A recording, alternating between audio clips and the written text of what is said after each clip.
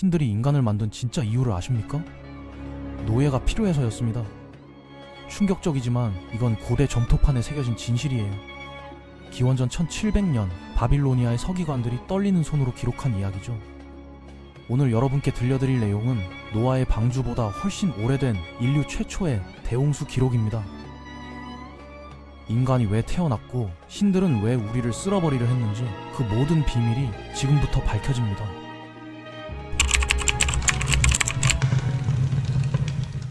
태초의 신들도 노동자였습니다. 하늘의 지배자 아누, 대지의 왕 엔릴, 지하 담수의 주인 엔키가 세상을 셋으로 나눴죠. 하지만 문제가 있었어요. 누군가는 실제로 일을 해야 했으니까요. 그 일은 이기기라 불리는 하급 신들의 몫이었습니다. 땅을 파고 강을 만들고 운하를 건설했죠. 티그리스와 유프라테스 강. 역사책에서 봤던 바로 그 위대한 강들 말이에요. 얼마나 파야 했을까요? 무려 3600년 동안입니다. 상상이 되십니까? 밤낮으로 쉬지 않고 흙을 파내고 돌을 날랐던 거예요. 드디어 한계가 왔습니다. 이기기 신들이 삽과 곡괭이를 내던지고 외쳤죠. 더 이상은 못합니다. 반란의 주동자는 일리아라는 신이었어요. 그는 동료들을 선동했습니다. 함께 엔릴의 신전으로 쳐들어가자고 말이죠. 한밤중 엔릴의 거대한 신전이 횃불을 든 신들에게 포위됐습니다. 작업 도구를 불태우며 소리를 질렀어요. 신전 안에서 엔릴이 잠에서 깼죠. 긴급 신들의 회의가 소집됐습니다. 지혜로운 엔키가 해결책을 제시했어요. 새로운 일꾼을 만들면 됩니다. 자궁의 여신 닌투에게 원시 인간을 창조하게 하는 겁니다. 회의장이 술렁였죠. 신들을 위해 일할 새로운 종족이라고 엔키가 설명했습니다. 어머니 여신 닌투가 말했어요. 혼자서는 못 만듭니다. 엔키께서 진흙을 주신다면 할 수 있습니다. 엔키가 일어섰습니다. 매월 1일, 7일, 15일에 정화의식을 행하겠습니다. 그리고 한 명의 신을 희생시켜야 합니다. 회의장이 조용해졌죠. 그의 살과 피를 진흙과 섞어야 해요. 그래야 신과 인간이 하나로 섞일 수 있습니다. 제비를 뽑았습니다. 바로 반란의 주동자 일리아였죠. 아이러니하지 않습니까? 자유를 외쳤던 자가 새로운 노예를 만들 재료가 된 겁니다. 정해진 날 엔키는 정화의식을 치렀어요. 신들의 회의에서 일리아가 도살됐습니다. 닌투가 그의 살과 피를 가져와 진흙과 섞었죠. 북소리가 울렸습니다. 톡! 영혼이 생겨났어요. 죽은 신의 살에서 유령 같은 무언가가 피어올랐죠. 그 다음이 더 놀라운데요. 위대한 아누나키 신들이 모두 그 진흙에 침을 뱉었습니다. 각자의 지혜와 능력을 담은 거예요. DNA를 섞은 셈이죠. 닌투가 운명의 방으로 들어가 주문을 외웠습니다. 내가 합니다. 주문이 끝났을 때 진흙을 14조각으로 나눴어요. 오른쪽에 7개, 왼쪽에 7개를 놓았죠. 7명의 여신이 7명의 남자를, 또 다른 7명의 여신이 7명의 여자를 만들었습니다. 10개월 후 닌투가 자궁을 열었어요. 인간이 탄생했죠. 내 손으로 만들었다. 새로 태어난 인간들은 곧바로 일을 시작했습니다. 큰 곡괭이와 삽을 들고 운하를 팠어요. 사람들을 먹이고 신들을 섬기기 위해서였죠.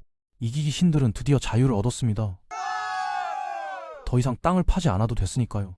하지만 문제가 생겼습니다. 600년이 지났을 때 사람들이 너무 많아진 거예요.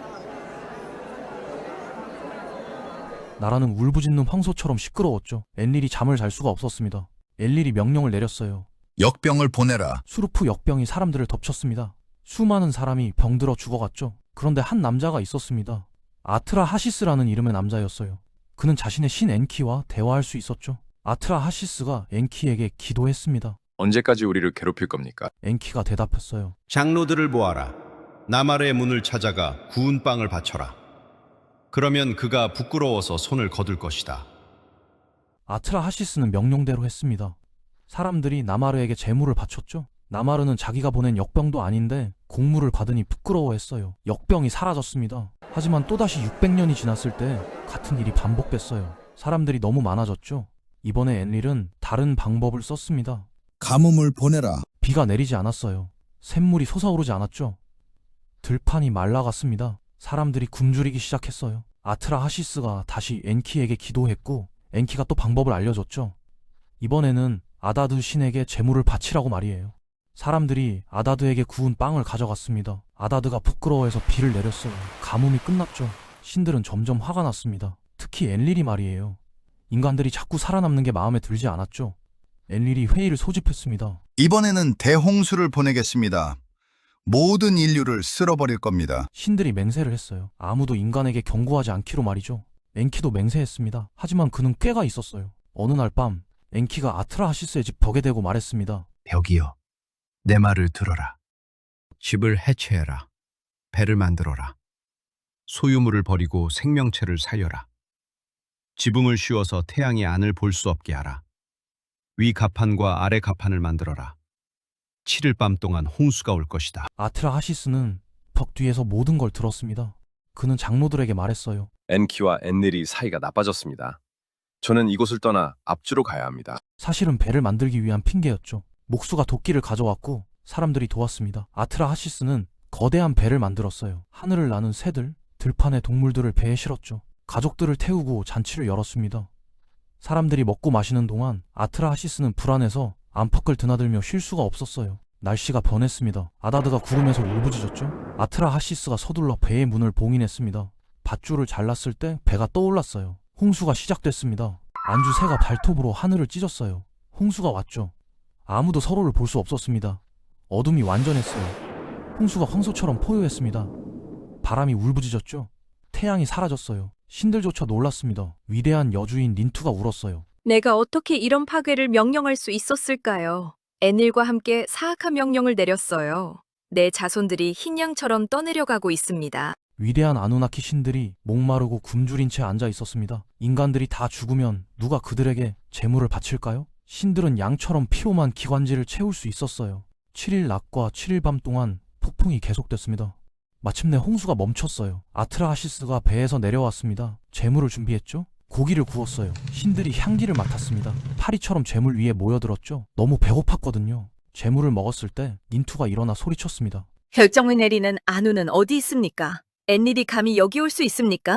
당신들이 심의하지 않고 홍수를 보냈어요. 사람들을 재앙으로 몰았죠.